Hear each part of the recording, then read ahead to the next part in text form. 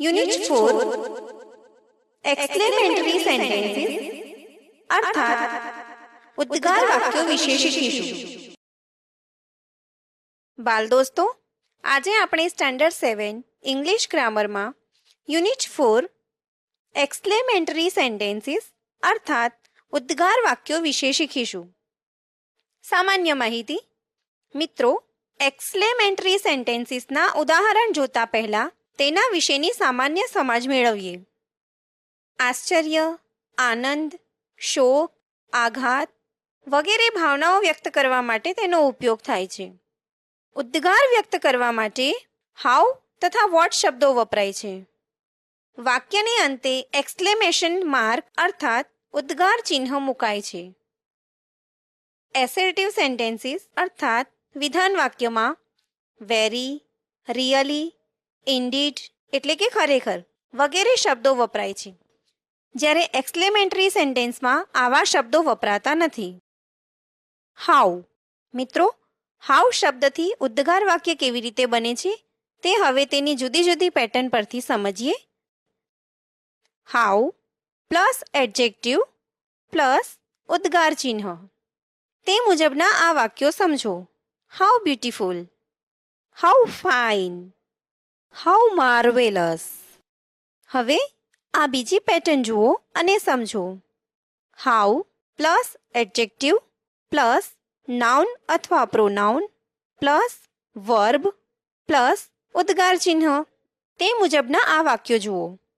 How handsome he is, how smart she looks.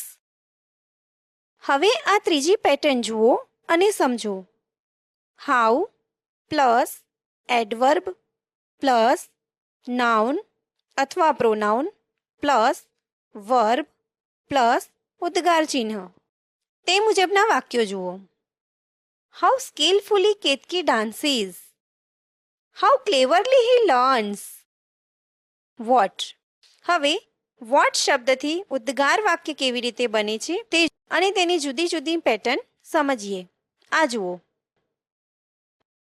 Vote plus article plus noun plus ઉદ્ગાર ચિહ્ન. તે pattern મુજબના આ વાક્યો જુઓ. What a beauty, what a kindness. હવે આ પેટર્ન જુઓ. What plus article plus adjective plus noun plus ઉદ્ગાર ચિહ્ન. આ પેટર્ન મુજબના આ વાક્યો જુઓ. What a beautiful flower, what an interesting person. હવે આ પેટર્ન જુઓ.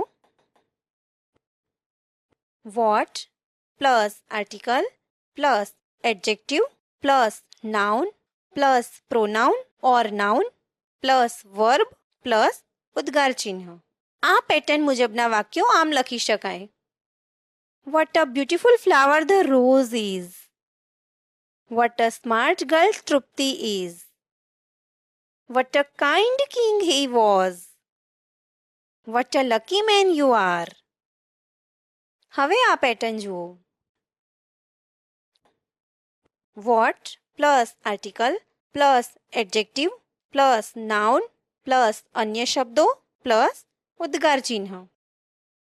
What a beautiful garden I saw yesterday, what a nice picture on the wall of the temple. કેટલાક નિયમો. મિત્રો, ઉદ્ગાર વાક્યો લખતી વખતે કેટલાક નિયમો સમજી લેવા જરૂરી છે. આ જુઓ અને સમજો. હાઉ સાથે આર્ટિકલ વપરાતો નથી.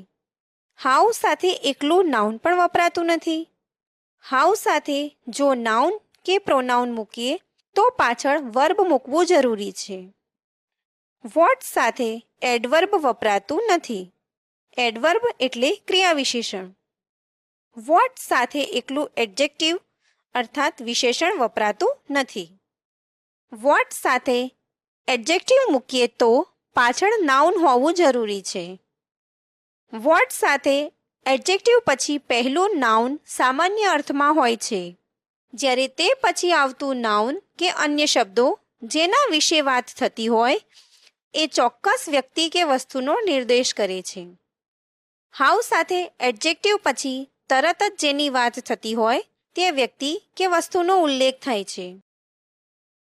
મિત્રો, એક જ વાક્યને વોટ કે હાઉ વડે ઉદ્ગાર વાક્યમાં કઈ રીતે લખી શકાય તે આ ઉદાહરણો પરથી સમજો. Kuldeep is a very clever boy. આ સાદું વાક્ય છે. તેને ઉદ્ગાર વાક્યમાં લખીએ તો what a clever boy Kuldeep is. How clever Kuldeep is. Sunil is very fat.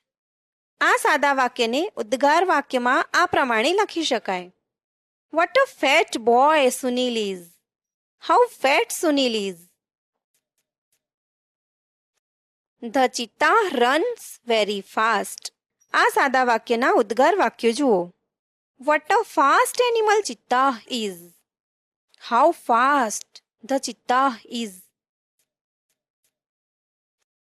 It is very hot. તેના ઉદ્ગાર વાક્યો જુઓ.